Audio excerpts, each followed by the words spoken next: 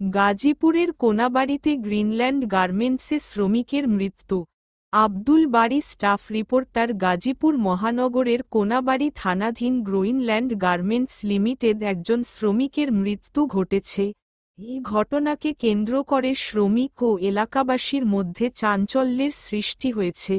কারখানার শ্রমিকরা জানান, কর্তৃপক্ষের নির্দেশে হত্যা করা হয়েছে। হত্যাকাণ্ডের শিকার হওয়া ব্যক্তির নাম হৃদয়। সে উক্ত গার্মেন্টসের ডাইং সেকশনে কর্মরত একজন শ্রমিক। শ্রমিকরা আরও জানান, গতকাল রাত আনুমানিক রাত 2টার সময় ঘটনাটি ঘটে এবং আজ সকাল 11টার সময় অ্যাম্বুলেন্সে করে লাশ নিয়ে যাওয়া হয় এবং লাশ নেয়ার পূর্ব মুহূর্ত পর্যন্ত সিকিউরিটি ইনচার্জের অফিসের পাশে সিঁড়ির নিচে লাশটি রাখা হয়েছিল।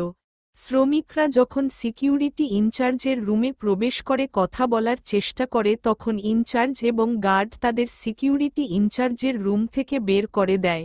অপর পাশের বিল্ডিং থেকে কয়েকজন শ্রমিক দেখতে পায় নিহত শ্রমিকের মৃতদেহ অ্যাম্বুলেন্সে তোলা হচ্ছে। অ্যাম্বুলেন্সে লাশটিকে তোলার পূর্ব মুহূর্ত পর্যন্ত বিভিন্ন ফেব্রিক্স দ্বারা পেঁচিয়ে রাখা হয়। শ্রমিকদের ভাষ্যমতে যে স্থানটিতে লাশটিকে রাখা হয় ও স্থানটি রক্তমাখা ছিল।